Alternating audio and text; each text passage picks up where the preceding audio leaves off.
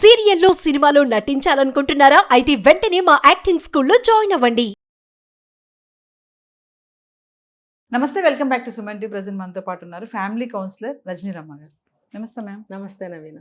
Madam, ఇప్పుడు చాలా మంది భర్తలు అని అందరి గురించి కాదు, కొంతమంది చాలా మంచి భర్తలు కూడా ఉన్నారు, వేధించే భర్తలు కూడా చాలా మంది ఉన్నారు. అదే ఒక విషయం గురించి మాట్లాడుకుంటే, కొంతమంది భార్యల ఆరోగ్య విషయంలో ఇమీడియట్గా వాళ్ళని హాస్పిటల్ తీసుకెళ్ళడం, నీకు బాగాలేదా, అయ్యో అలా ఉందా ఇలా ఉందా, ట్యాబ్లెట్ తెచ్చివ్వనా, కాసేపు రెస్ట్ తీసుకో, ఇలా అనే భర్తలు చాలా తక్కువ శాతం ఉన్నారని నేను అనుకుంటున్నాను.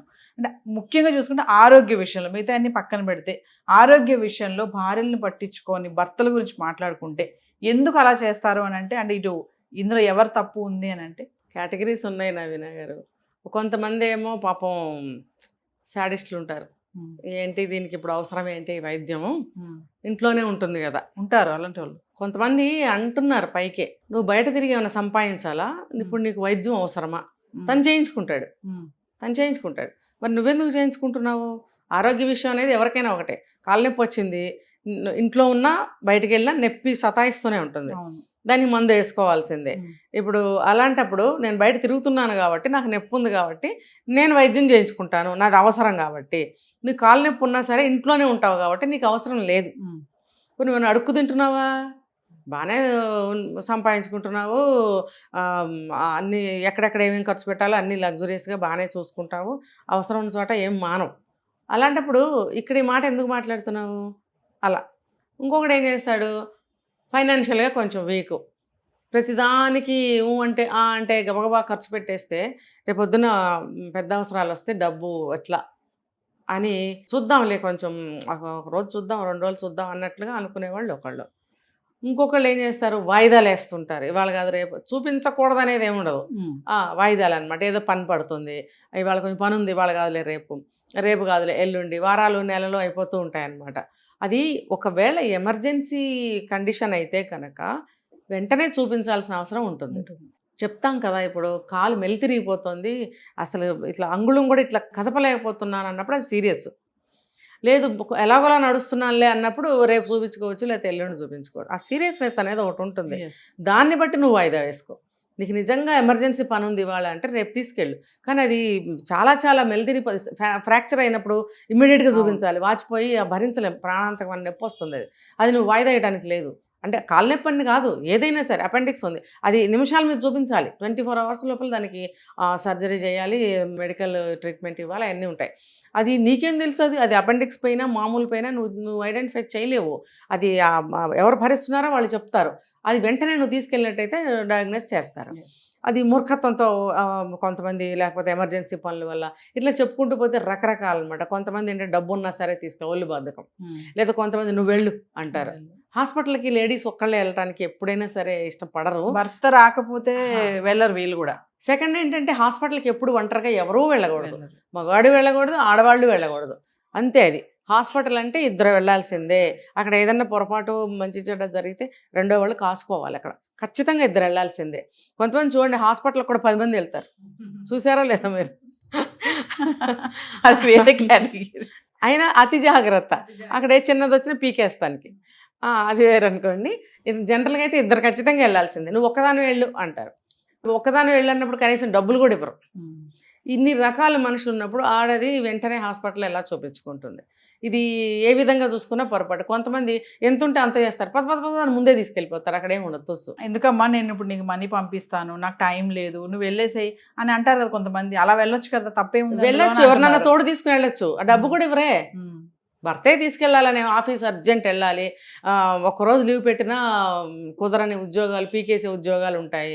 అప్పుడు ఏం చేయాలి, ఎంతో కొంచెం డబ్బులు ఇచ్చి ఎవరినైనా తోడు తీసుకుని వెళ్ళమనాలి. నమ్మకస్తులు, చుట్టాలు కానీ, పిల్లలు ఎవరన్నా ఉంటే, పెద్ద పిల్లలు ఎవరైనా ఉంటే ఇంట్లో వాళ్ళని తోడు తీసుకుని, లేకపోతే పక్కింటి వాళ్ళు నమ్ముకుంటే వాళ్ళు ఎవరినో ఒకళ్ళు తీసుకుని వెళ్ళాలి. లేదు నువ్వు హాస్పిటల్ దగ్గర డ్రాప్ చేయి, నేను మళ్ళీ పర్మిషన్ తీసుకుని వస్తాను అని చెప్పి వాళ్ళు రా. అంతేగాని ఈ ఒంటరిగా పంపించేయటం, డబ్బులు ఇవ్వకపోవడము, తిట్టడము, నువ్వేం పని చేస్తున్నావు, నువ్వేం ఉద్ధరిస్తున్నావు, ఇలాగ రకరకాలుగా మాట్లాడటం అనేది తప్పు. అంటే ఒక విషయం చెప్పండి మేడం, అంటే ఇలాంటి భర్తలు కూడా ఉంటారా? ఏదో ఒకటి చెప్తా ఉంటావు, ఏదో నొప్పి అంటావు, ఏదో అదంటావు ఇదంటావు, ఇబ్బంది పెడుతున్నావు నన్ను, అవుతుంది ఏం కాదులే, కానీ పని చేసుకో తగ్గిపోద్దులే అనే భర్తలు కూడా ఉన్నారా? ఉన్నారు. ఇంకా ఘోరంగా నేను చెప్పాను కదా, ఇప్పుడు నొప్పి వచ్చినా నువ్వు భరించు, నువ్వు బయటికి వెళ్ళి తిరిగి రావాలా, సంపాదించాలా, నీకు వైద్యం ఎందుకు? ఉన్నారుగా, నా బోల్డ్ మంది నాకు తెలుసు ఉన్నారు, వాళ్ళని తిరగేసి నరకాలని. వాళ్ళంట బయట తిరుగుతారంట, వాళ్ళకి వైద్యం అవసరం అంట. అంటే నువ్వు ఇప్పుడు చూద్దాం, ఇప్పుడు డబ్బు లేదు కాబట్టి బయట తిరగాలి, సంపాదించాలి కాబట్టి ఒకళ్ళకి వైద్యం వెరీ వెరీ ఇంపార్టెంట్. అలాంటి పరిస్థితులు ఏమి ఉండవు అక్కడ. డబ్బులు ఉంటాయి, ఆ మాత్రం డబ్బులు ఉండకుండా ఉండదు. అంటే నేను చెప్పిన కేసు ఉన్నాయి, కానీ ఆ మాట మాట్లాడతారు. మరి గతి లేక అడుగు తిని ఒక ఖర్చు చేస్తే ఒకదానికి ఖర్చు లేదు, అంటే డబ్బు మిగలలేదు అనుకునే పరిస్థితులు ఉండవు. అయినా సరే అలా అంటారు. ఏంటంటే నీకు కోపం అనమాట, అయిష్టత అనమాట ఆ భార్య అంటే. ఎప్పుడు రోగాలు చెప్తావు అనేది ఇందులోకి రాదు. ఇది అది ఇంకొకటి. అంటే దీనికి రోగం వస్తే నేను చూపించాలి, నా కోపం ఎలా తీరాలి, దీనికి వైద్యం చేయించకూడదు. వైద్యం చేయించకుండా ఇంట్లో పడేసి ఉంటే అది ముక్కుతో మూలుగుతో ఏడుస్తుంటే నా పైశాచికత్వం ఆనందాన్ని పొందుతూ ఉంటుంది అన్నమాట. అదో కేటగిరీ వాళ్ళు. డబ్బులు ఉన్నా సరే చీర కొనుక్కో అన్నారు, మరి మంచిగా తింటే సహించరు, బాగోపోతే హాస్పిటల్కి తీసుకెళ్ళరు. అదేమని అడిగితే నీకు ఎందుకు అని అడుగుతారు, ఇవన్నీ నీకు అవసరమా అని అడుగుతారు.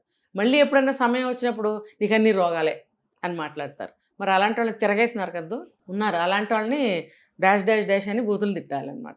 ఇంకా నువ్వు ఎప్పుడు రోగాలు చెప్తూ ఉంటా, టేక్ ఇట్ ఈజీ తీసుకుంటారు.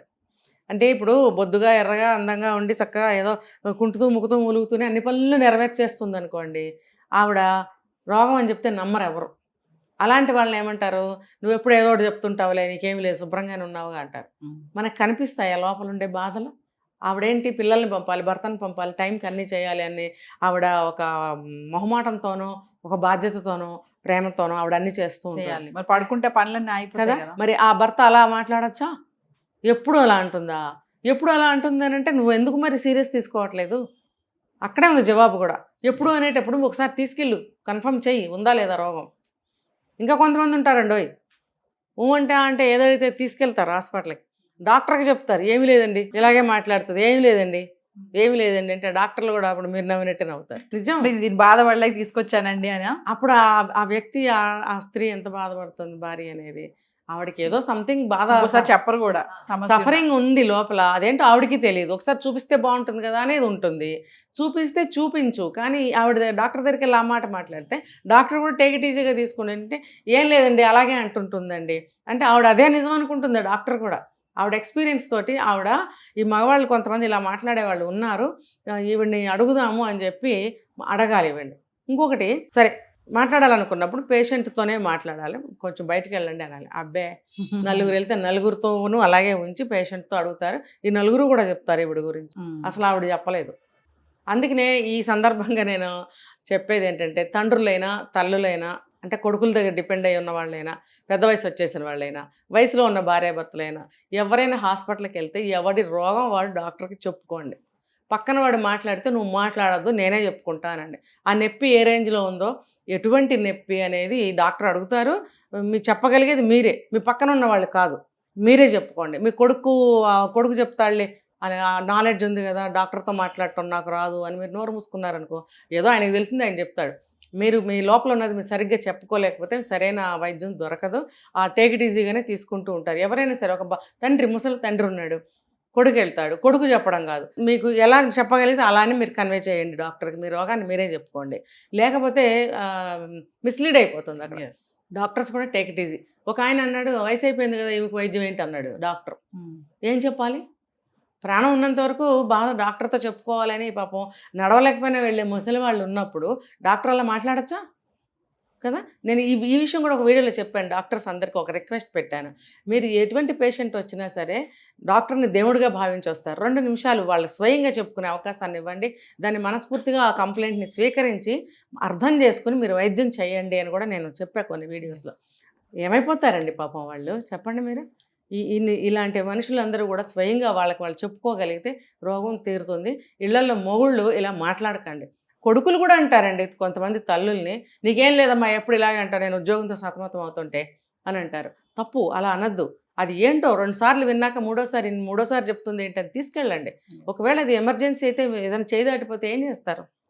కాబట్టి మీరు ఏదైనా అర్జెంట్ అనుకుంటే తీసుకెళ్ళండి, నెగ్లెక్ట్ చేయకండి, వాయిదా వేయకండి. ఏదైనా ఉంటేనే కదండి చెప్తారు. ఉట్టుగా ఎవరో హాస్పిటల్కి వెళ్ళి డబ్బులు పారపోసుకుందామని ఏ భార్య చెప్పదు. ఎంత ఖర్చుదారి మనిషి అయినా హాస్పిటల్ విషయంలో మాత్రం అలా జాగ్రత్త ఆలోచించదు. Yes. కాబట్టి ఎన్ని కేటగిరీస్ మగవాళ్ళు ఉన్నా కూడా లేడీస్ని ఇలా నెగ్లెక్ట్ చేయకండి, ముసలి తల్లిదండ్రులను కూడా నెగ్లెక్ట్ చేయకండి. ఈ ముగ్గురు విషయంలో మీరు ఏమన్నారు, ప్రేమను చూపించండి, ఒక జాలి, దయ, ఒక బంధం, ప్రేమ ఇవన్నీ ఉంటాయి, వాటిల్ని కోల్పోవద్దు. వాళ్ళకి మంచిగా వైద్యం చేయించండి. వాళ్ళ మనసులో ఇంకెప్పటికీ వాళ్ళు ఒక దుర్మార్గుల కిందే ఉంటారు కదా, Yes. తప్పు కదా అది క్రియేట్ చేసుకోకండి. Thank you.